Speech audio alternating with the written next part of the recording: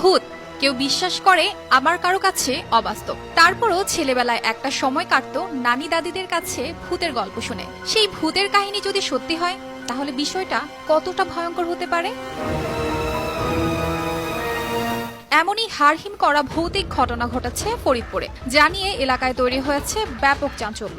দেখি কি যে কালো একটা মহিলা, চুল ছাইর, লাল চোখ, ঠাস করে বিল্ডিং এর উপর থেকে নিচে পড়লো। তুমি দেখছো? জি, আমরা সবাই দেখছি, ও দেখছে, অনেক মেয়েরা দেখছে যে ও দেখছে, অনেক মানুষ অসুস্থ হয়ে পড়ছে। শ্রেণীকক্ষে ভূত আতঙ্কে 13 শিক্ষার্থী অসুস্থ হওয়ার ঘটনা ঘটেছে ফরিদপুরের নগরকান্দায়। গেল 19 মে রোববার দুপুরে উপজেলার শহীদ আকরামুন্নেসা বালিকা উচ্চ বিদ্যালয়ের শ্রেণীকক্ষে এ ঘটনা ঘটে।